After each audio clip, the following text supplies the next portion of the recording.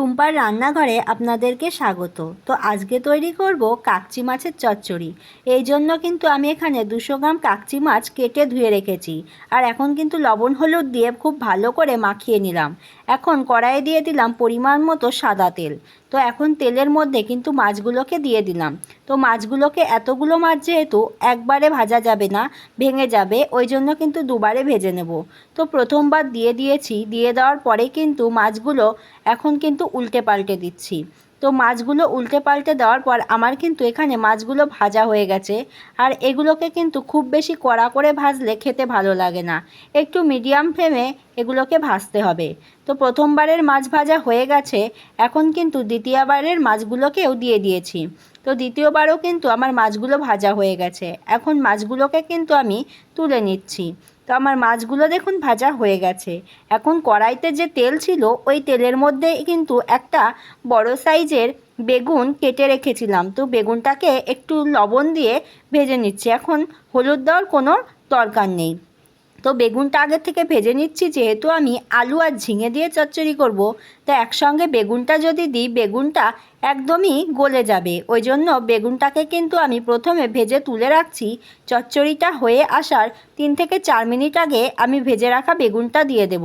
আর বেগুনটা ভাজলেই কিন্তু প্রায় সেদ্ধ হয়ে যায়। তো আমার বেগুন ভাজা হয়ে গেছে, আমি আলাদা বাটিতে তুলে রাখলাম। এখন কড়াইতে দিয়ে দিচ্ছি আবার তেলের মধ্যে দিয়ে দিচ্ছি তেজপাতা, শুকনো লঙ্কা, আর দিয়ে দিলাম কালো জিরে ফোড়ন। এখন দিয়ে দিচ্ছি এক চেরা 4টে কাঁচা লঙ্কা। তো ফোড়নের মধ্যে কাঁচা লঙ্কাটা দিলে ফ্লেভারটা কিন্তু দারুণ আসে। এখন দিয়ে দিলাম একটা বড় সাইজের পেঁয়াজ। তো পেঁয়াজটা কুচি করে রেখেছিলাম। তো তেলের সাথে 2 থেকে 3 মিনিট মতো ভালো করে ভেজে নিয়ে এখন এর মধ্যে দিয়ে দিচ্ছি ঝিঙে আর আলু। এখানে কিন্তু 2টো ঝিঙে আর 4টে মিডিয়াম সাইজের আলু আমি আগের থেকে কেটে ধুয়ে রেখেছিলাম। এখন এর মধ্যে দিয়ে দিচ্ছি পরিমাণ মতো লবণ, দিয়ে দিচ্ছি হলুদ গুঁড়ো, দিয়ে 2 থেকে 3 মিনিট মতো আবার ভালো করে একটু এটাকে তেলের সাথে ভেজে নেব। আর এখন মিডিয়াম টু লো ফ্লেমে রেখে একটু ঢাকা দিয়ে দেব, যাতে আলু আর ঝিঙেটা একটু সেদ্ধ হয়ে যায়। তো ঢাকাটা তুলে নিলাম।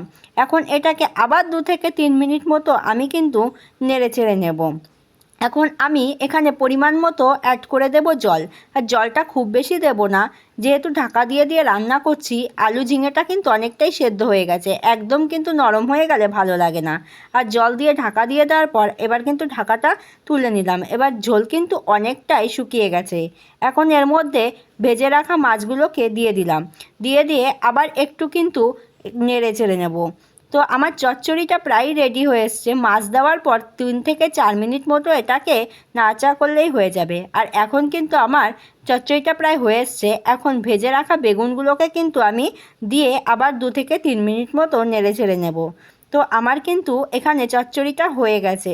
তো আমার আজকের রেসিপিটা আপনাদের কেমন লাগলো অবশ্যই কমেন্টের মাধ্যমে জানাবেন। ভালো লাগলে একটা লাইক করবেন, শেয়ার করবেন, আর যারা চ্যানেলে নতুন তারা চ্যানেলটাকে সাবস্ক্রাইব করে দেবেন।